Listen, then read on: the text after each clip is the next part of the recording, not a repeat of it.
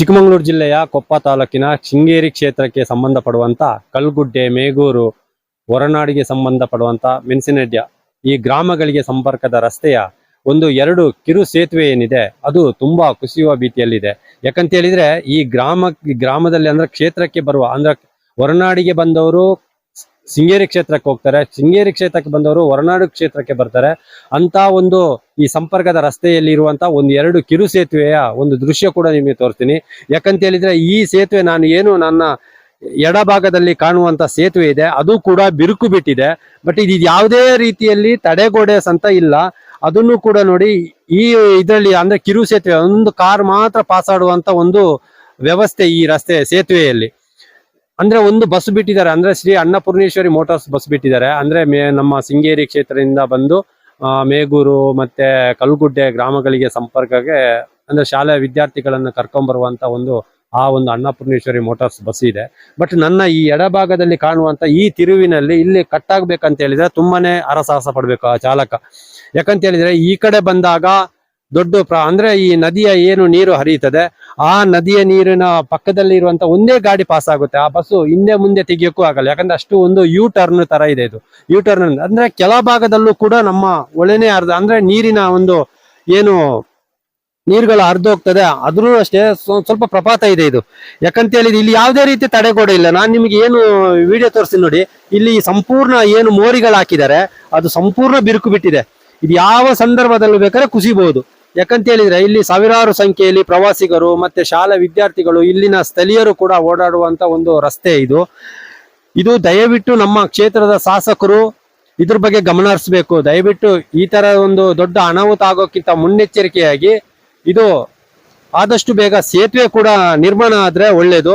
ಯಾಕಂತ ಹೇಳಿದ್ರೆ ಇಲ್ಲಿ ಏನಾದ್ರೂ ಸ್ವಲ್ಪ ಎಡವಟ್ಟು ಆಯ್ತು ಅಂತ ಹೇಳಿದ್ರು ಪ್ರಾಣ ಕಳ್ಕೊಳ್ಳುವಂತ ಸ್ಥಿತಿ ಕೂಡ ಹೆಚ್ಚಾಗುತ್ತೆ. ಯಾಕಂದ್ರೆ ಇಲ್ಲಿನ ಗ್ರಾಮದ ಜನರು ಕೂಡ ನಮ್ ಜೊತೆ ಇದ್ದಾರೆ. ಈ ಸೇತುವೆಯ ಬಗ್ಗೆ ಯಾವ ತರ ಇದೆ ನೋಡಿ, ನಾವು ನಿಂತಾಗಲೇ 3-4 ವಾಹನಗಳು ಕೂಡ ಪಾಸ್ ಆಗ್ತಾ ಇದ್ದೇವೆ. ಇಲ್ಲಿ ನೋಡಿ, ನಿಧಾನ ಪಾಸ್ ಆಗ್ಬೇಕು. ಇಲ್ಲಿ ನಾನು ನನ್ನ ಎಡಭಾಗದಲ್ಲಿ ಕಾಣುವಂತ ನೋಡಿ, ಇಲ್ಲಿ ತನಕ ರೋಡ್ ಇದೆ, ಇದು ಫುಲ್ ಸಂಪೂರ್ಣ ಹೋಗಿದೆ. ಈ ರಸ್ತೆಯಲ್ಲಿ ಯಾವ ತರ ಕಟ್ ಮಾಡಕ, ದೊಡ್ಡ ಬಸ್ ಬಂದ್ರೆ ಕಟ್ ಮಾಡಕ್ ಆಗುದಿಲ್ಲ. ಬಟ್ ನೋಡಿ, ಇಲ್ಲೆಲ್ಲ ಬಿರುಕು ಬಿಟ್ಟಿದೆ ನೋಡಿ, ಇದೆಲ್ಲ ಕ್ರಾಕ್ ಬಿದ್ದಿದೆ ಫುಲ್. ಅದು ನೀರಿನ ರಭಸಕ್ಕೆ ಮತ್ತೆ ದೊಡ್ಡ ದೊಡ್ಡ ಮರಗಳು ಏನು ಬರುತ್ತೆ ಅದರ ರಭಸಕ್ಕೆ ಫುಲ್ ಅದು ಸಂಪೂರ್ಣ ಕೊಚ್ಚಿ ಹೋಗಿದೆ. ನೋಡುವ ನಮ್ಮ ಜೊತೆ ಇಲ್ಲಿನ ಸ್ಥಳೀಯರು ಕೂಡ ನಮ್ ಜೊತೆ ಇದ್ದಾರೆ. ಸರ್ ನಮಸ್ತೆ.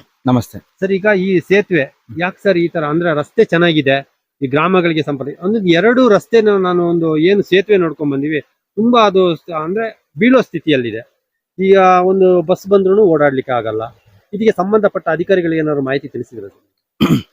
ಮಾಹಿತಿಯನ್ನ ಸರ್ಕಾರ, ಇಲ್ಲಿಯ ಶಾಸಕರು, ಜಿಲ್ಲಾಧಿಕಾರಿಗಳು, ಇದಕ್ಕೆ ಸಂಬಂಧಪಟ್ಟಂತ ಲೋಕೋಪಯೋಗಿ ಇಲಾಖೆ ಎಲ್ಲದಕ್ಕೂ ಕೂಡ ಅವ್ರ ಗಮನದಲ್ಲಿದೆ.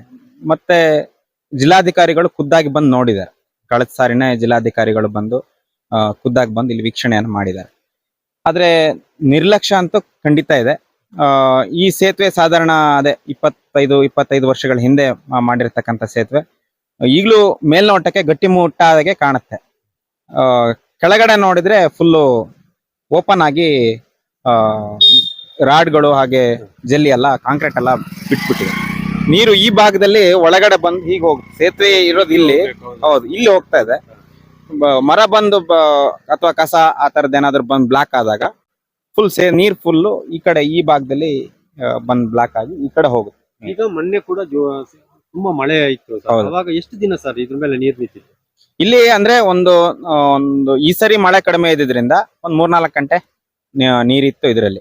ಸುಮಾರು ಹೌದು, ವೆಹಿಕಲ್ ಗಳೆಲ್ಲ ಸಾಧಾರಣ ಗಂಟೆ ಕಾದಿದಾವೆ. ಆಮೇಲೆ ಸಮಸ್ಯೆ ಇದನ್ನ ಜಾಸ್ತಿ ಹೈಟ್ ಮಾಡಿದ್ರೆ, ಕ್ಲೀನ್ ಮಾಡಿದ್ರೆ ಯಾವುದೇ ರೀತಿಯ ಸಮಸ್ಯೆ ಆಗಲ್ಲ. ನೇರವಾಗಿ ಸೀದಾ ಹೋಗುವಂತ ವೆಹಿಕಲ್ ಗಳು ಹೋಗುವಂತದ್ದಾಗ್ತದೆ.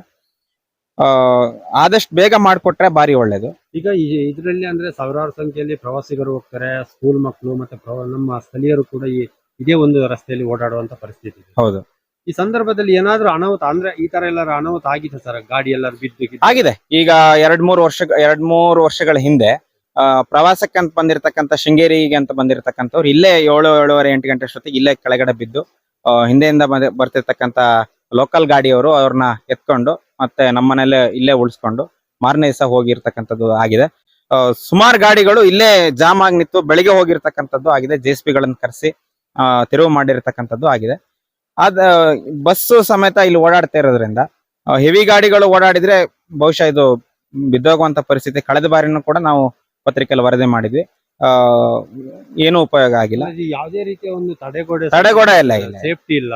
ಈಗ ನೋಡಿ ಬಸ್ ಈ ತಿರುವಿನಲ್ಲಿ ಬಂದ್ರೆ ಯಾವ ತರ ಕಟ್ ಮಾಡದ, ಪಾಪ ಚಾಲಕ ಆದ್ರೂ ಎಷ್ಟು ಜಾಸ್ತಿ ಇಲ್ಲ. ಎಲ್ಲಾ ಪ್ರಯಾಣಿಕರು ಅದೇನ ಅಂತಾರಲ್ಲ, ಜೀವ ಕೈಯಲ್ಲಿ ಹಿಡಿದು ಓಡಾಡುವಂತ ಪರಿಸ್ಥಿತಿ ನಮ್ಮಲ್ಲಿ ನಿರ್ಮಾಣ ಆಗಿದೆ.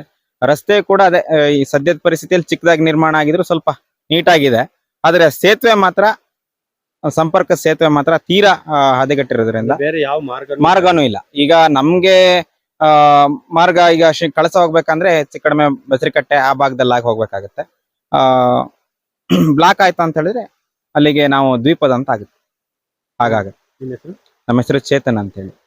ಅದೇ ರೀತಿ ನಮ್ ಜೊತೆ ಇನ್ನೊಬ್ರು ಕೂಡ ಇದ್ದಾರೆ, ನೋಡೋಣ ಅವ್ರ ಹತ್ರ ಏನು ಈ ಸೇತುವೆ ಬಗ್ಗೆ ಏನ್ ಹೇಳ್ತಾರಂತ. ಸರ್, ಇದೇ ತರ ಸೇತುವೆ ಇನ್ನೊಂದು ಕೂಡ ಇದೆ, ಅದು ಯಾವ ತರ ಇದೆ ಸರ್? ಅದು ತುಂಬಾ ಬಾರಿ ಇಕ್ಕಟ್ಟಲ್ಲಿದೆ. ಇದರ ಸ್ವಲ್ಪನಾರು ಅಗಲ ಇದೆ. ಅದಲ್ಲಿ ಬಸ್ ಕೂಡ ಟರ್ನ್ ಮಾಡ್ಲಿಕ್ಕೆ ಆಗೋದಿಲ್ಲ. 2-3 ಸರಿ ರಿವರ್ಸ್ ಅನ್ನು ಬಿಟ್ಟ ಹೋಗ್ತಾರೆ. ಅಂದ್ರೆ ಒಂದು ಬ್ಲಾಕ್ ಏನ್ ಆಗೋದಿಲ್ಲ ಸೇತುವೆ. ಅದು ಸ್ವಲ್ಪ ಲಾಂಗ್ ಆಗಿ ಚೆನ್ನಾಗ್ ಆದ್ರೆ ಒಳ್ಳೇದು ನಮಗೆ. 2 ಸೇತುವೆಗಳು ಆಗ್ಬೇಕು ನಮಗೆ, ಆದಷ್ಟು ಬೇಗ ಆಗ್ಬೇಕು. ಸಂಬಂಧಪಟ್ಟ ನಮ್ಮ ಕ್ಷೇತ್ರ ಶಾಸಕರು ಮತ್ತೆ ಅಧಿಕಾರಿಗಳಿಗೆಲ್ಲ ಮನವಿ ಎಲ್ಲರೂ ಕೊಟ್ಟಿದ್ರು ಸರ್. ಈಗ ಸುಮಾರು ಸರಿ 2 ಸೇತುವೆಯಿಂದನೂ ಮನವಿಯನ್ನು ಕೊಟ್ಟಿದ್ದಾರೆ. ಆದ್ರೆ ಯಾಕೋ ನಿರ್ಲಕ್ಷ್ಯದಿಂದ ಆಗಿ ಕೆಲಸಗಳನ್ನ ಯಾಕೋ ಲೇಟ್ ಮಾಡ್ತಾ ಇದ್ದಾರೆ. ಅವರು ಗಮನದಲ್ಲಿ ಇದೆ, ಮಾಡ್ತಾ ಇಲ್ಲ, ಯಾಕೋ ಅಂತ ಗೊತ್ತಿಲ್ಲ. ಈಗ ಎಲ್ಲಾ ಕಡೆ ನೋಡಕ್ ಹೋದ್ರು ರಸ್ತೆಗಳಿದೆ ಸಮಸ್ಯೆ. ಆದ್ರೆ ಈ ರಸ್ತೆ ಚೆನ್ನಾಗಿದೆ, ಆದ್ರೆ ನಮಗೆ ಬೇಕಾಗಿದ್ದು ಮೂಲತಃ ಸೇತುವೆ. ಎರಡು ದೊಡ್ಡ ಸೇತುವೆ ಬೇಕು. ಎಷ್ಟು ವರ್ಷ ಕಳೆದ್ರು ಈ ಸೇತುವೆ ಕಡೆ ಗಮನನೇ ಹರಿಸಿಲ್ಲ. ಈ ರಸ್ತೆ ಬಗ್ಗೆ ಮಾತ್ರ ಗಮನ ಹರಿಸ್ತಾರೆ. ಈಗ ಸ್ಥಳಕ್ಕೆಲ್ಲ ಕೂಡ ಒಂದು 2-3 ವರ್ಷಗಳ ಹಿಂದೆ ಕೂಡ ನಮ್ಮ ಜಿಲ್ಲಾಧಿಕಾರಿಗಳು ಕೂಡ ಭೇಟಿ ನೀಡಿದ್ದಾರೆ ಅಂತ ಮಾಹಿತಿ ಬಂತು ಸರ್. ಅವಾಗ ಏನ್ ಹೇಳಿದ್ರು ಸರ್? ಇದು ಮಾಡ್ಕೊಡ್ತೀವಿ ಅಂತ ಹೇಳ್ತಿದಾರೆ. ಈ ಸರಿ ಕೇಳಿದ್ರೆ ಮುಂದಿನ ವರ್ಷ ಮಾಡ್ತೀವಿ ಅಂತಾರೆ. ಮುಂದಿನ ವರ್ಷ ಕೇಳಿದ್ರೆ ಮುಂದಿನ ವರ್ಷ ಮಾಡ್ತೀವಿ ಅಂತ ಹೇಳ್ತಾರೆ. ಮುಂದೆ ಹೇಳ್ತಾ ಇರ್ತಾರೆ. ಆದ್ರೆ ಸೇತುವೆ ಕೂಡ ಆಗಲ್ಲ, ಯಾಕಂತ ಗೊತ್ತಿಲ್ಲ. ಬೇಗ ಮಾಡಿಕೊಟ್ರೆ ಒಳ್ಳೇದು ನಮಗೆ 2 ಸೇತುವೆನು. ನಿಮ್ಮ ಹೆಸರು? ಸತೀಶ್.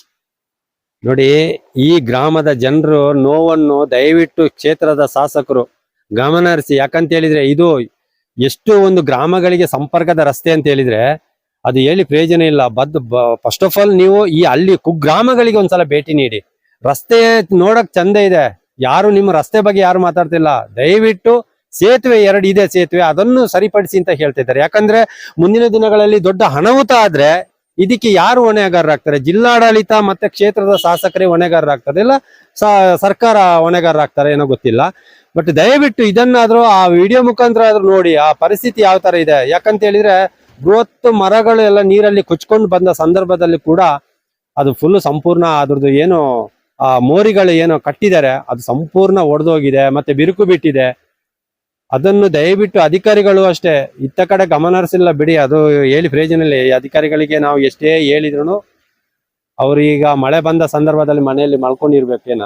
ಹಾಗಾಗಿ ಈಗಾದ್ರೂ ಸ್ವಲ್ಪ ಎಚ್ಚೆತ್ಕೊಂಡು ಈ ಕುಗ್ರಾಮಗಳಿಗೆ ಬಂದು ಒಂದ್ಸಲ ಭೇಟಿ ನೀಡಿ ಅವರ ಪರಿಸ್ಥಿತಿ ಅರ್ಥ ಮಾಡ್ಕೊಳ್ಳಿ. ಯಾಕಂತ ಹೇಳಿದ್ರೆ ಇವರಿಗೆ ಈ ಸಂಪರ್ಕದ ರಸ್ತೆ ಕಡಿತಾ ಆದ್ರೆ ಯಾವುದೇ ರೀತಿಯಲ್ಲಿ ಬೇರೆ ಯಾವ ಮಾರ್ಗನೂ ಇಲ್ಲ. ಮಾರ್ಗ ಹೋಗ್ಬೇಕಾದ್ರೆ ಕಳಸಕ್ಕೆ ಹೋಗ್ಬೇಕಾದ್ರೆ ಜಯಪುರ ಆಗಿ ಕಳಸ ಹಿಂಗ್ ಬರ್ಬೇಕು, ಬಾಳೆಹೊನ್ನೂರು ಬಾಳೆಹೊಳೆ ಆಗಿ ಕಳಸಕ್ ಬರ್ಬೇಕು ಅಂತ ಸ್ಥಿತಿ ಆಗಿದೆ. ದಯವಿಟ್ಟು ಕೂಡಲೇ ಎಚ್ಚೆತ್ಕೊಂಡು ಈ ಗ್ರಾಮದ ಒಂದು ಸಮಸ್ಯೆಗಳನ್ನು ಬಗೆಹರಿಸಿ ಅಂತ ಹೇಳ್ತಾ, ಕಳೆದ ಒಂದು 10-15 ವರ್ಷಗಳ 20 ವರ್ಷಗಳ ಹಿಂದೆ ಈ ಮಲ್ನಾಡ್ ಭಾಗವನ್ನು ಕೆದಕಿದಾಗ ನಕ್ಸಲ್ ವಿಚಾರಗಳು ಚಳವಳಿಗಳು ಸೃಷ್ಟಿಯಾದಂಥದ್ದು. ಸಾಕೇತ್ ರಾಜನ್ ಹತ್ಯೆಯಿಂದ ಹಿಡಿದು ಈ ಭಾಗಕ್ಕೆ ಬಂದರೆ ಮೆಣಸಿನಹಳ್ಳಿ ಭಾಗಕ್ಕೆ ಬಂದರೆ ಒಡ್ಯಾರ್ ಮಠ, ಅತ್ತರ್ಕ ಒಡ್ಯಾರ್ ಮಠ ಎನ್ಕೌಂಟರ್ ತನಕ ಅನೇಕ ಹತ್ಯೆಗಳಾಗಿವೆ. ಬೇರೆ ಬೇರೆ ಮಲ್ನಾಡ್ ಭಾಗದಲ್ಲಿ ಬೇರೆ ಬೇರೆ ಎನ್ಕೌಂಟರ್ಗಳಾಗಿದೆ. ನಾಗರಿಕರ ಹತ್ಯೆಯಾಗಿದೆ, ಪೊಲೀಸರ ಹತ್ಯೆಯಾಗಿದೆ.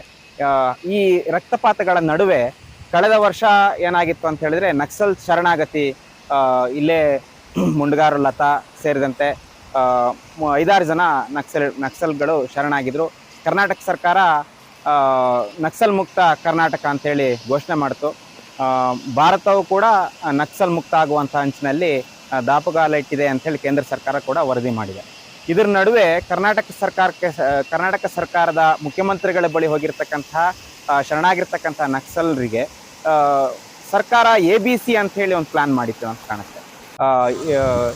ಶರಣಾದವರಿಗಿಷ್ಟು, ಶರಣಾಗತಿ ಮಾಡಿಸಿದವರಿಗಿಷ್ಟು, ಅಲ್ಲಿ ಯಾರೋ ಊಟ ಕೊಟ್ಟವರಿಗಿಷ್ಟು, ಇನ್ನುಳಿದವರಿಗಿಷ್ಟು ಅಂತ ಹೇಳಿ ಒಂದಿಷ್ಟು ಪ್ಯಾಕೇಜ್ಗಳನ್ನು ಮಾಡಿ ಎಲ್ರಿಗೂ ಕೂಡ ಹಣವನ್ನು ಕೊಟ್ಟಿದ್ದಾರೆ. ಹಾಗೆ ಶರಣಾಗಿರ್ತಕ್ಕಂಥ ನಕ್ಸಲ್ ಶರಣಾಗಿರ್ತಕ್ಕಂಥ ಬೇಡಿಕೆಗಳ ಪುರಸ್ಕಾರವಾಗಿ ಸುಮಾರು ಸೇತುವೆಗಳು, ಆಮೇಲೆ ಬೇರೆ ಬೇರೆ ಪ್ರದೇಶಗಳಿಗೆ ಕಾಂಕ್ರೀಟ್ಗಳು, ಹಾಗೆ ಗಿರಿಜನರಿರ್ತಕ್ಕಂಥ ಅನೇಕ ಊರುಗಳಿಗೆ ಒಂದಷ್ಟು ಹಣವನ್ನು ಮಂಜೂರಾತಿ ಮಾಡಿರ್ತಕ್ಕಂಥದ್ದು ನಮಗೆ ವಾಟ್ಸಪ್ ಮೂಲಕ ಜಿಲ್ಲಾಧಿಕಾರಿಗಳು ಮಾಹಿತಿಯನ್ನು ಸ್ಟೇಟ್ಮೆಂಟ್ಗಳನ್ನು ಕೊಟ್ಟಿರ್ತಕ್ಕಂಥದ್ದು ನಾವು ನೋಡಿದ್ವಿ. ಎಲ್ಲೂ ಕೂಡ ಪರಿಪೂರ್ಣವಾದ ಕೆಲಸ ಮುಕ್ತಾಯ ಅಂತೂ ಮಾಡಿಲ್ಲ. ಇಲ್ಲೇ ನಮ್ಮ ಶೇಷಗೌಡರು ಹತ್ಯೆಯನ್ನು ಮಾಡಿರ್ತಕ್ಕಂಥ ನಕ್ಸಲರು ಶರಣರಾದ್ಮೇಲೆ ಅಲ್ಲಿಗೆ ಒಂದು ಸೇತುವೆನ ಅವರು ಇದರಲ್ಲಿ ನಕ್ಸಲ್ ಶರಣಾಗತಿ ಪ್ಯಾಕೇಜ್ ಅಂತ ಹೇಳಿ ಅದರಲ್ಲಿ ಸೇತುವೆನ 50 ಲಕ್ಷ ಮಂಜೂರು ಮಾಡಿದ್ದಾರೆ. ಆದರೆ ಪಿಲ್ಲರನ್ನು ಹಾಕಿ ಈ ವರ್ಷ ಮಳೆ ಕಡಿಮೆ ಇದ್ರೂ ಕೂಡ ಪಿಲ್ಲರನ್ನು ಹಾಕಿ ಅರ್ಧಕ್ಕೆ ಕಾಮಗಾರಿಯನ್ನು ನಿಲ್ಲಿಸಿದ್ದಾರೆ. ಈಗ ಕೇಳಿದ್ರೆ ಮಳೆ ಜಾಸ್ತಿ ಆಗಿದೆ ಅಂತ ಹೇಳ್ತಾರೆ. 4-5 ತಿಂಗಳಿಂದ ಪಿಲ್ಲರ ಹಾಕೋದಾದ್ರೆ ಒಂದು ಸೇತುವೆ ಕಟ್ಟೋದಕ್ಕೆ ಹೆಚ್ಚು ಕಡಿಮೆ 4-5 ವರ್ಷ ಬೇಕಾಗುತ್ತೆ. ಈ ಸಣ್ಣ ಸೇತುವೆಗಳನ್ನ ಈ ಮಟ್ಟಕ್ಕೆ ಮಾಡ್ತಾರೆ ಅಂತ ಹೇಳಿದ್ರೆ ಆ ಹಣ ಎಲ್ಲ ಎಲ್ಲಿ ಹೋಗ್ತಾ ಇದೆ? ABCಗೆ, BOನಿಗೆ, COನಿಗೆ ಕೊಟ್ಟಿರ್ತಕ್ಕಂಥ ಹಣ ಬೇರೆ ಬೇರೆ ಭಾಗದಲ್ಲಿ ಮಂಜೂರು ಮಾಡಿರ್ತಕ್ಕಂಥ ಸೇತುವೆಗಳಿಗೆ ಅಥವಾ ರಸ್ತೆಗಳಿಗೆ ಯಾಕೆ ಇನ್ನು ಕೆಲಸ ಕಾಮಗಾರಿ ಆಗಿಲ್ಲ ಅನ್ನೋದು ನಮ್ದೊಂದು ಯಕ್ಷ ಪ್ರಶ್ನೆ. ಯಾಕೆ ಸೇತುವೆಗಳು ಇನ್ನೂ ಮುಕ್ತಾಯ ಹಂತಕ್ಕೆ ಬಂದಿಲ್ಲ ಅನ್ನೋದು ನಮ್ಮ ಯಕ್ಷ ಪ್ರಶ್ನೆ. ನಮ್ಗೆ ಬೇಕಾಗಿರ್ತಕ್ಕಂಥದ್ದು ಹಣ ಮಂಜೂರು ಎಲ್ಲಿಂದ ಮಾಡಿದಾರೋ, ಯಾರು ಮಾಡಿರೋ ಅನ್ನೋದು ಮುಖ್ಯ ಅಲ್ಲ, ಕೆಲಸಗಳು ಕರೆಕ್ಟ್ ಆಗ್ತಿದೆಯೋ ಇಲ್ಲೋ ಅನ್ನೋದು ಮುಖ್ಯ. ಕೆಲಸ ಆಗ್ಬೇಕು ಅನ್ನೋದು ನಮ್ ನಿರೀಕ್ಷೆ. ಸರ್, ಈಗ ಮೊದ್ಲು ಅದೇ ತರ ಈಗ ನಕ್ಸಲ್ ಇದ್ದಾಗ ಕೆಲವೊಂದು ಕಾಮಗಾರಿಗಳು ಕೆಲಸಗಳು ಎಲ್ಲ ನಡೀತಾ ಇತ್ತು. ಬಟ್ ಇತ್ತೀಚಿನ ದಿನಗಳಲ್ಲಿ ಎಲ್ಲ ಸರೆಂಡರ್ ಆಗಿದ್ದಾರೆ. ಆದ್ರೂ ಈಗ ಯಾಕೆ ಸರ್ ಈ ತರ ಡಿಲೇ ಆಗ್ತಾ ಇದೆ? ಸರ್ಕಾರಗಳು ಜಿಡ್ಡುಗಟ್ಟದ ವ್ಯವಸ್ಥೆಯಲ್ಲಿ ಇದ್ದಾಗ ಬಹುಶಃ ಈ ತರದ ವ್ಯವಸ್ಥೆ ಆಗುತ್ತೆ ಅಂತ ನನ್ಗನ್ಸುತ್ತೆ. ಲೋಕಲ್ ಆಗಿ MLAಗಳು, ಇಲ್ಲಿಯ ವ್ಯವಸ್ಥೆಗಳು, ರಾಜಕಾರಣದ ವ್ಯವಸ್ಥೆಗಳು ಮತ್ತೆ ಅಧಿಕಾರಿ ವರ್ಗದ ವ್ಯವಸ್ಥೆಗಳು ಬಹುಶಃ ಜಿಡ್ಡುಗಟ್ಟು ಹೋದಾಗ ಕೆಲಸಗಳು ಅಲ್ಲಲ್ಲೇ ಸ್ಟ್ರಕ್ ಆಗಿ ಉಳಿದಿದಾವೆ ಅಂತ ಅನ್ಸುತ್ತೆ. ಯಾರೋ ಇಬ್ರು ಚೆನ್ನಾಗಿ ಕೆಲಸ ಮಾಡಿದ್ರೆ ಅದು ಎಲ್ಲದಕ್ಕೂ ಒಳಿತಾಗಲ್ಲ.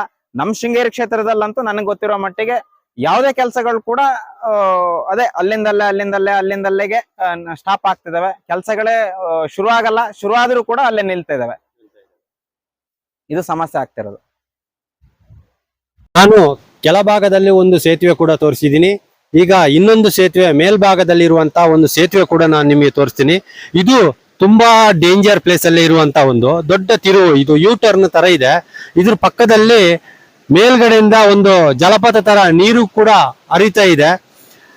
ಇಲ್ಲಿ ನೋಡಿ, ಒಂದು ಬಸ್ ಪಾಸ್ ಆಗೋದು ಬಿಟ್ರೆ 2 ಗಾಡಿ ಪಾಸ್ ಆಗೋದಿಲ್ಲ. ನನ್ನ ಈ ಬಲಭಾಗದಲ್ಲಿ ಕೆಳ ಕಾಣುವಂತೆ ಸುಮಾರು ಒಂದು 10-15 ಅಡಿ ಆಳ ಇದೆ. ಇಲ್ಲಿ ಏನಾದ್ರೂ ವೆಹಿಕಲ್ ಕೂಡ ಬಿದ್ರೂ ಯಾರಿಗೂ ಗೊತ್ತಾಗೋದಿಲ್ಲ.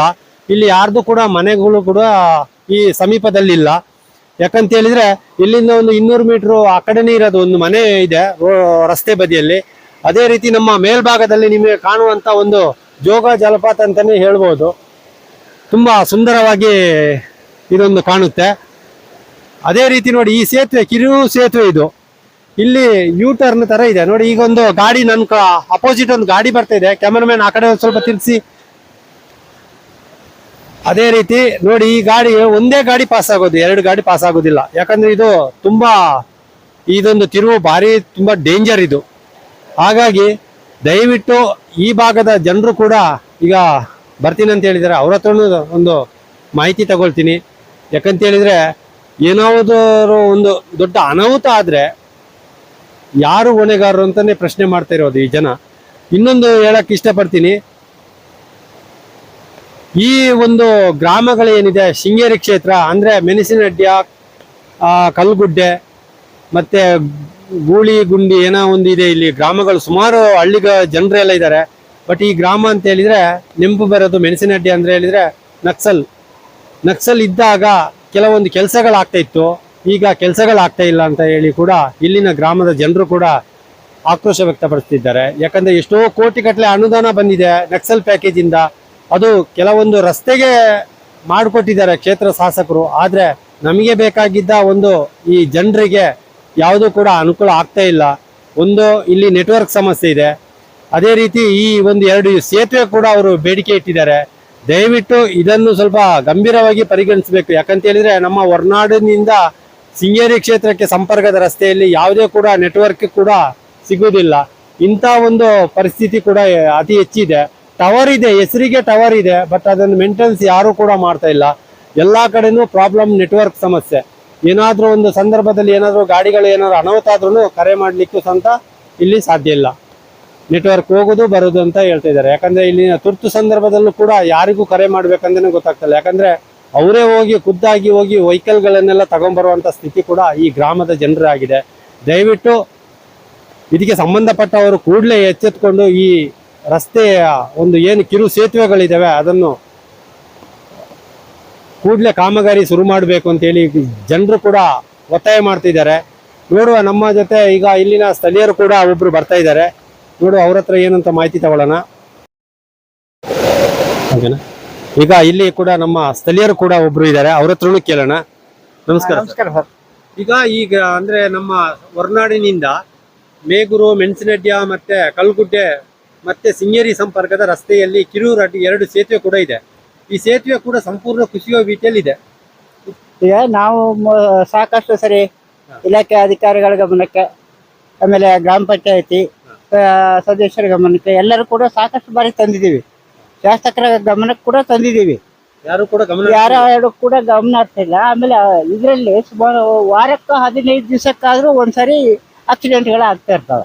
ಆಕ್ಸಿಡೆಂಟ್ಗಳು ಸುಮಾರು ಸರಿ ಆಗಿದ್ದಾವೆ. ನಮ್ಮ ಮನೆಯಲ್ಲ ಅವರಿಗೆ ಉಳ್ಕೊಳ್ಳೋದಕ್ಕೆಲ್ಲ ವ್ಯವಸ್ಥೆ ಮಾಡಿಕೊಟ್ಟಿದ್ದೀವಿ. ಇಲ್ಲಿ ಡೈರೆಕ್ಟ್ ಸ್ಪೀಡಲ್ಲಿ ಬಂದವರು ಈ ಕಡೆ ಹೋಗ್ಬಿಡ್ತಾರ. ಅಲ್ಲಿ ಲಾಸ್ಟ್ ಟೈಮು 2 ಸಾರಿ ಕೆಳಗೆ ಹೋಗಿ ಬಿದ್ದಿದೆ. ಮತ್ತೆ ನೆಕ್ಸ್ಟ್ ಇನ್ನೊಂದು ಕೆಳಗಡೆ ಸೇತುವೆಯಲ್ಲಿ ಬಸ್ಸಿನ ಟೈರ್ ಹೋಗ್ಬೇಕಾದ್ರೆ ಒಂದು ಟೈರು ಬ್ಯಾಕ್ ಟೈರು ಸೇತುವೆಯಿಂದ ಕೆಳಗಡೆನೆ ಹೋಗ್ತದೆ. ನಾವು ಸರಾಸರಿಯಾಗಿ ಡೈಲಿ ಬಸ್ಸಲ್ಲಿ ಪ್ರಯಾಣ ಎಷ್ಟು ವರ್ಷದಿಂದ ಈ ತರ ನೀವು ಶಾಸಕರಿಗೆ ಗಮನಕ್ಕೆ ತರ್ತಾ ಇದ್ದೀರಿ? ಶಾಸಕರು ಅಂತ ಹೇಳಿದ್ರೆ ಇದು ಸುಮಾರು 78ರಲ್ಲಿ ಆಗಿತ್ತು ಸರ್ ಈ ರಸ್ತೆ. ಆ ನಂತರಕ್ಕೆ ಇದು ಜಲ್ಲಿ ಇತ್ತು.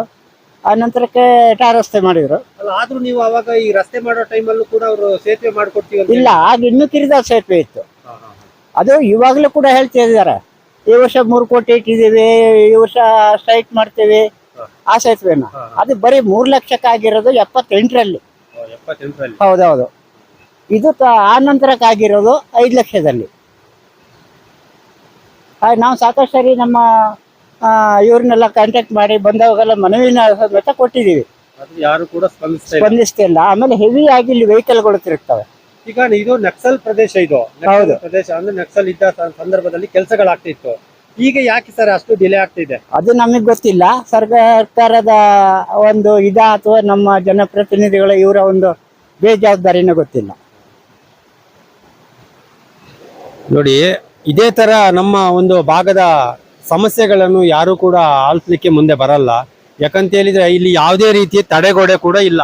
ಹೌದು. ಇದು ಸರ್ ಈ ಕಡೆ ಬಸ್ಸು 2, 3, 4 ಟೈಮು ರಿವರ್ಸ್ ತೆಗಿಬೇಕು.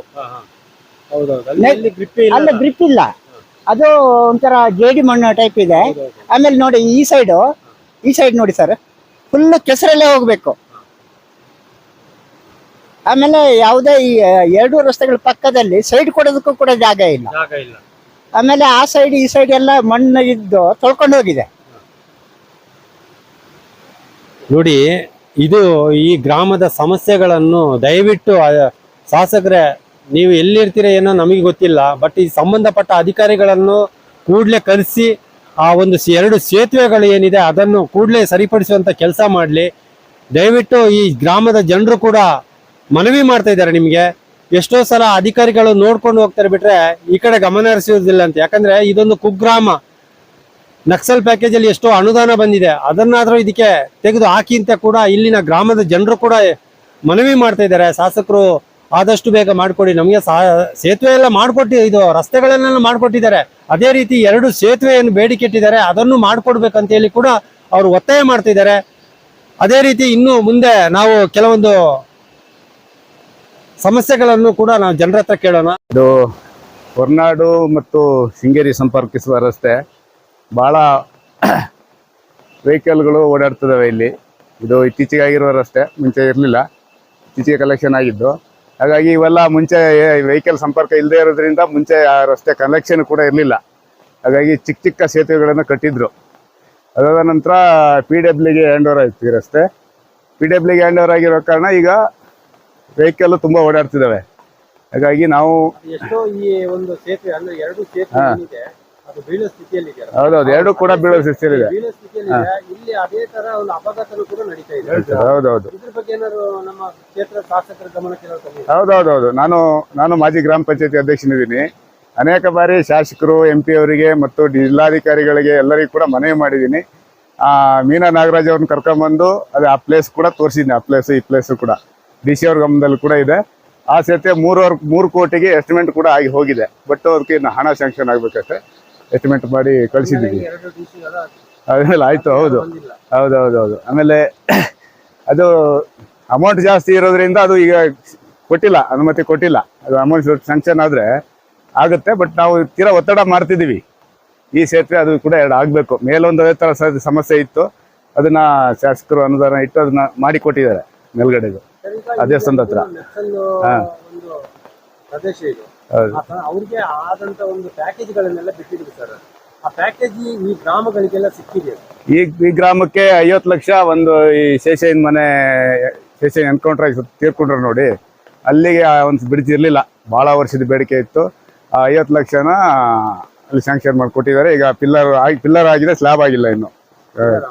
ಮಾಡಿದ್ದಾರೆ. ಅಷ್ಟೊತ್ತಿಗೆ ಮಳೆ ಸ್ಟಾರ್ಟ್ ಆಯ್ತು. ಈ ಸಲ 2 ತಿಂಗಳಾಯ್ತು. ಅದಿನ್ನೂ ಕಾಮಗಾರಿ ನಡೀತಿದೆ, ಅದಾಗುತ್ತೆ. ಹಾಗಾಗಿ ಒಂದು 50 ಲಕ್ಷ ಮೆಣಸಿನಕಾಯಿ ಭಾಗಕ್ಕೆ ಬಂದಿದೆ ನಕ್ಸಲ್ ಪ್ಯಾಕೇಜ್. ಬಸ್ ಓಡಾಡ್ಲಿಕ್ಕೂ ಭಾರಿ ಕಷ್ಟ ಆಗುತ್ತೆ. ಒಂದ್ಸಲ ಕಟ್ ಆಗಲ್ಲ, ತುಂಬಾ ಉದ್ದ ಇದೆ ಗಾಡಿ, ಒಂದು ಸಲ ಕಟ್ ಆಗಲ್ಲ. ಹಿಂದೆ ಮುಂದೆ ತೆಗಿಬೇಕು, ಆಮೇಲೆ ಮಣ್ಣಾಗುತ್ತೆ ರಸ್ತೆ ಎಲ್ಲ, ಮತ್ತೆ ನಾವು ಬಂದು ಮಣ್ಣಾಕ್ಬೇಕು. ನಾವು ಕೂಡ ತುಂಬಾ ಪಾಲಪಲ್ಲೇ ಇದೀವಿ, ಯಾಕಂದ್ರೆ ನಮ್ಗೆ ಆಗ್ಲೇಬೇಕು. ಯಾಕಂದ್ರೆ ನಾವು ಬಸ್ಸು ಇಲ್ಲಿ ಒಂದು ಆಶ್ರಮ ಸ್ಕೂಲ್ ಬೇರೆ ಇದೆ. 106 ಜನ ಈಗ ಈ ಸರಿ 150 ಚಿಲ್ಡ್ರನ್ ಮಕ್ಕಳು ವಿದ್ಯಾಭ್ಯಾಸ ಮಾಡ್ತಿದ್ದಾರೆ. ಅನೇಕ ಜನ ಅದು ದೂರದಿಂದ ಬರ್ತಾರೆ, ಬೆಳಗಾಮು, ಬಾಗಲಕೋಟೆ ಆ ಕಡೆಯಿಂದ ಎಲ್ಲ ಇಲ್ಲಿ ಸಂಪರ್ಕ ಇದೆ. ಅವರಿಗೆಲ್ಲ ಬಂದು ಓಡಾಡ್ಲಿಕ್ಕೆಲ್ಲ ತುಂಬಾ ಕಷ್ಟ. ಹಾಗಾಗಿ KKB ಅವರು ಒಂದು ತಮ್ಮ ಎಲ್ಲಾ ಗ್ರಾಮಸ್ಥರ ಒತ್ತಡಕ್ಕೆ, ಅದು ತೀರಾ ಗ್ರಾಮಸ್ಥರ ಒತ್ತಡಕ್ಕೆ ನಾವು ತೀರಾ ಹೋಗಿ ಬೆಳಿಗ್ಗೆ ಒಂದು ಹೌದೌದು ಒತ್ತಡ ಕಾಲೇಜ್ ಹೊರಟು ಅಲ್ಲಿಂದ ಇಲ್ಲಿವರೆಗೆ 7:50. ನಾನು ಅವರಿಗೆ ಸಂಪರ್ಕ ಮಾಡಿದ್ದೆ ಬೆಳಿಗ್ಗೆ. ಈ ಕೆಲವೊಂದು ಭಾಗಕ್ಕೆ ನಿಮ್ಮ ಬಸ್ಗಳನ್ನು ಅಂದ್ರೆ ಕೆಲವೊಂದು ಗೌರ್ಮೆಂಟ್ ಗಾಡಿಗಳನ್ನೆಲ್ಲ ಬಿಟ್ಟಿದ್ದಾರೆ ಅಂತ ಹೇಳಿ.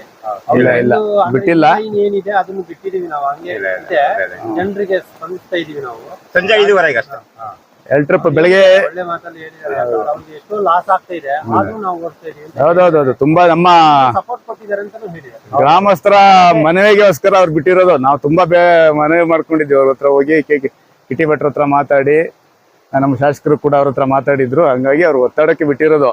ಅದು ಈ ಮಳೆಗಾಲದಲ್ಲಿ ನಿಲ್ಲಿಸ್ತೀನಿ ಅಂತ ಕೂತಿದ್ರು. ಆದ್ರೆ ಪಾಪ ನಮಗೂ ಬೇಜಾರಾಗುತ್ತೆ, ಇಲ್ಲಿ ಯಾರು ಜನಸಂಖ್ಯೆ ಇಲ್ಲ. ಹೌದೌದು ಕಷ್ಟ ಆಗುತ್ತೆ. ಹಾಗಾಗಿ ನಾವು ನಮ್ಮ ಕೈಲ ಸಹಕಾರನ ಅವ್ರಿಗೂ ಕೂಡ ಕೊಡ್ತಾ ಇದೀವಿ. ಏನು ಎಲ್ಲರಿಗೂ ಬ್ಲಾಕ್ ಆದ್ರೆ ಸಮಸ್ಯೆ, ರಸ್ತೆಗಳು ಮರ ಗಿರ ಬಿದ್ರೆ ಎಲ್ಲ ಇಮಿಡಿಯೇಟ್ ತೆಗ್ಸಿ ಎಲ್ಲ ಕ್ಲಿಯರ್ ಮಾಡಿ ಕೊಡ್ತಾ ಇದೀವಿ. ಬಟ್ ಸಮಸ್ಯೆಗಳು ಇದಾವೆ. ಸೇತುವೆ ಹೌದು, 2 ಸೇತುವೆ ಆಗ್ಲೇಬೇಕು. ಸೈಡ್ ಕೊಡಕ್ಕಾಗಲ್ಲ, ಆಮೇಲೆ ಹಿಂದೆ ಮುಂದೆ ತೆಗಿಬೇಕು, ಆ ತರ ಎಲ್ಲ ಸಮಸ್ಯೆ. ಅದು ಯಾವ್ದಾರ ಒಂದು ಮರ ಬಂದ್ ಕಟ್ಕೊಂಡ್ರೆ ಅವ್ರು ಫುಲ್ ಬ್ಲಾಕ್. ಅಲ್ಲಿ ಆ ಬ್ರಿಡ್ಜ್ ಕೆಳಗಡೆ 2 ವೆಹಿಕಲ್ ಕೆಳಗಡೆ ಬಿದ್ದಿದ್ವು, 2-3 ಬಿದ್ದಿದ್ದಾವೆ. ಎತ್ತಿಕೊಟ್ಟಿದ್ವಿ, ನಾವೇ ಎತ್ತಿಕೊಟ್ಟಿದೀವಿ. ಇಲ್ಲಿ ಕೂಡ ಈ ಸೇತುವೆ ಕೂಡ 2 ಸರಿ ವೆಹಿಕಲ್ ಹಳ್ಳಕ್ಕೆ ಬಂದು ಬಿದ್ದಿದ್ದಾವೆ. ಹೌದೌದು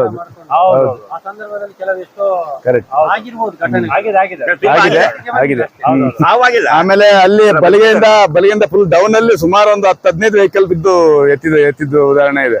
ಅಲ್ಲಿ ಕೂಡ ಸಮಸ್ಯೆ ಇದೆ. ಅಲ್ಲಿಗೆ ಒಂದು ತಡೆಗೋಡೆ ಆಗ್ಬೇಕು. ರೈಲ್ವೆ ಬ್ಯಾರಿಕೇಡ್ ಏನಾದ್ರು ಅಳವಡಿಸಿದ್ರೆ ಬಚಾವಾಗುತ್ತೆ.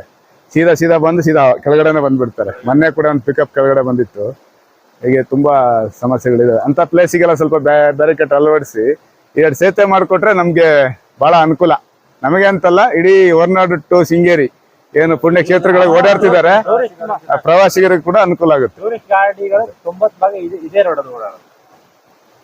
ಮ್ಯಾಪ್ ಅಲ್ಲಿ ಹತ್ತಿರ, ಹಾಗಾಗಿ ಇದೇ ಜಾಗದಲ್ಲಿ ಓಡಾಡ್ತಾರೆ. ಟಿ ಗೋಪಾಲ್ ಕೃಷ್ಣ ಅಂತ ಮೆಣಸಿನಹಳ್ಳಿ. ಇಲ್ಲಿ ಸೇತುವೆ ಆಗುತ್ತೆ ಅಂದು ತುಂಬಾ ವರ್ಷ ಆಯ್ತು. ಎಷ್ಟು ಒಂದ್ಸರಿ 2 ಕೋಟಿ ಇಟ್ಟಿದ್ದಾರೆ ಅಂದ್ರು, ಒಂದ್ಸರಿ 5 ಕೋಟಿ ಇಟ್ಟಿದ್ದಾರೆ ಅಂದ್ರು. ಇಲ್ಲಿ ಗಾಡಿ ಎಲ್ಲ ಬರೋದು ನೋಡಿದ್ರೆ ಅಲ್ಲಿಂದ ಬಂದವ್ರು ಸೀದಾ ಇಲ್ಲಿ ನಿಲ್ಸೋದೇ ಇಲ್ಲ, ಒಟ್ಟು ಬರ್ತಾನೆ ಇರ್ತಾರೆ. ಆಕ್ಸಿಡೆಂಟ್ ಆಗೋದೇ ಜಾಸ್ತಿ, ತುಂಬಾ ಆಕ್ಸಿಡೆಂಟ್ ಆಗಿ ಲಾರಿ ಎಲ್ಲ ಕೆಳಗೆ ಹೋಗಿದೆ. ಬಸ್ಸು ಲಾಂಗ್ ಬಸ್ ಬಿಟ್ಟಿದ್ದಾರೆ, ಅದು ಅದಕ್ಕೆ ಭಾರಿ ಇದು ಕಷ್ಟ ಆಗುತ್ತೆ. ಕಷ್ಟ ಆಗುತ್ತೆ, ಹಿಂದೆ ಮುಂದೆ ತೆಗಿಬೇಕು. ಹಿಂದೆ ಮುಂದೆ ತೆಗಿಬೇಕು. ಮತ್ತೆ ಆಸೆ ಇನ್ನೊಂದು ಸೇತುವೆ ಅಲ್ಲಿ 2 ಕೋಟಿ ಇಟ್ಟಿದ್ದಾರೆ ಅಂತ DC ಅವರೆಲ್ಲ ಬಂದು ಮೆಜರ್ಮೆಂಟ್ ತಗೊಂಡೋಗಿದ್ದಾರೆ. ಈಗ ಮೊನ್ನೆ ನೋಡಿದ್ರೆ ಪ್ಯಾಚ್ ವರ್ಕ್ ಮಾಡಿದ್ದಾರೆ, ಅದು ಅಡಿಗಡೆ ಪ್ಯಾಚ್ ವರ್ಕ್. ಅದು ಈ ಮಳೆಗೆಲ್ಲ ಕೊಚ್ಕೊಂಡು ಹೋಗಿದೆ. ಅಲ್ಲ ಬಿರುಕು ಬಿಟ್ಟಿದೆಯಲ್ಲ, ಅದಕ್ಕೆ ಕಟ್ತಿದೆ. ಅದೇ ಬಿರುಕು ಬಿಟ್ಟಿದೆ, ಅಡಿಗಡೆ ಪ್ಯಾಚ್ ವರ್ಕ್ ಮಾಡಿದ್ದಾರೆ. ಅದೇ 2 ದಿನನೂ ನಿಲ್ಲಿಲ್ಲ. ಅದು ಸುಮ್ಮನೆ ಅಲ್ಲೂ ಕಷ್ಟ ಆಗಿದೆ. ಅಲ್ಲಿ ರಿವರ್ಸ್ ತೆಗ್ದೇ ಇದು ಮಾಡಬೇಕು, ಎಕ್ಸ್ಪೀರಿಯನ್ಸ್ ಡ್ರೈವರ್ ಬಂದ್ರೆ ಮಾತ್ರ, ಇಲ್ಲ ಅಂದ್ರೆ ಭಾರಿ ಕಷ್ಟ ಆಗುತ್ತೆ. ಈಗ ದಿನನಿತ್ಯ ನೀವು ಸಂಚಾರ ಮಾಡ್ತಿರಲ್ಲ, ಎಷ್ಟು ಕಷ್ಟ ಅದೇ ಆಗ್ತದೆ? ಶನಿವಾರ ಭಾನುವಾರ ಅಂತೂ ಒಂದು 1000-2000 ಮೇಲೆ ಗಾಡಿ ಓಡಾಡ್ತೇವೆ ಇಲ್ಲಿ. ಆದ್ರೆ ಕೇರ್ ಮಾಡೋರೇ ಇಲ್ಲ. ನಾವು ಯಾರಿಗಂತ ಹೇಳೋಣ? ಇವು ಹೇಳಿದ್ರೆ ಯಾರು ಕೇರೇ ಮಾಡಲ್ಲ. ಇವ್ರು ಊರ್ ಮನೆಯವರಂತೂ ಕೇಳೋರೇ ಇಲ್ಲ. ನಿಮ್ಮ ಹೆಸರು? ದರ್ಶನ.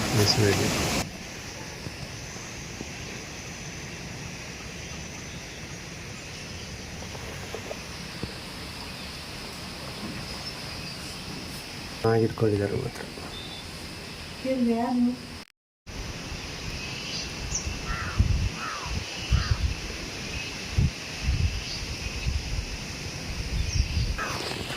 ಇದು ಮೆಣಸಿನ ಅಡ್ಡಿಯನ ಬಸ್ ಸ್ಟ್ಯಾಂಡ್ ಕೂಡ.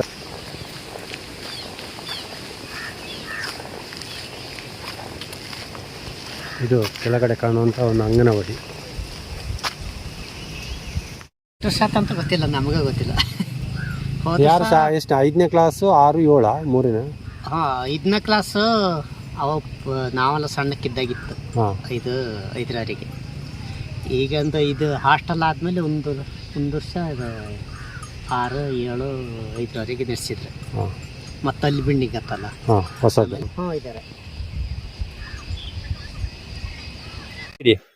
ಅವರ ಪರಿಸ್ಥಿತಿ ಅರ್ಥ ಮಾಡ್ಕೊಳ್ಳಿ. ಯಾಕಂತ ಹೇಳಿದ್ರೆ ಇವರಿಗೆ ಈ ಸಂಪರ್ಕದ ರಸ್ತೆ ಕಡಿತ ಆದ್ರೆ ಯಾವುದೇ ರೀತಿಯಲ್ಲಿ ಬೇರೆ ಯಾವ ಮಾರ್ಗನೂ ಇಲ್ಲ. ಮಾರ್ಗ ಹೋಗ್ಬೇಕಾದ್ರೆ, ಕಳಸಕ್ಕೆ ಹೋಗ್ಬೇಕಾದ್ರೆ ಜಯಪುರ ಆಗಿ ಕಳಸ ಹಿಂಗ್ ಬರ್ಬೇಕು, ಬಾಳೆಹೊನ್ನೂರು ಬಾಳೆಹೊಳೆ ಆಗಿ ಕಳಸಕ್ಕೆ ಬರ್ಬೇಕು ಅಂತ ಸ್ಥಿತಿ ಆಗಿದೆ. ದಯವಿಟ್ಟು ಕೂಡಲೇ ಎಚ್ಚೆತ್ಕೊಂಡು ಈ ಗ್ರಾಮದ ಒಂದು ಸಮಸ್ಯೆಗಳನ್ನು ಬಗೆಹರಿಸಿ ಅಂತ ಹೇಳ್ತಾ, ಕ್ಯಾಮರಾಮ್ಯಾನ್ ಕಿರಣ್, ಗಣೇಶ್, ನ್ಯೂಸ್ ಕರ್ನಾಟಕ, ಕಳಸ. ವಿಡಿಯೋ ನೋಡಿದ್ದಕ್ಕೆ ಧನ್ಯವಾದಗಳು. ಮುಂದಿನ ವಿಡಿಯೋದಲ್ಲಿ ಸಿಗೋಣ. ಕ್ಷಣ ಕ್ಷಣದ ಸುದ್ದಿಗಾಗಿ ವೀಕ್ಷಿಸಿ ನ್ಯೂಸ್ ಕರ್ನಾಟಕ, ಸದಾ ನಿಮ್ಮ ಜೊತೆ.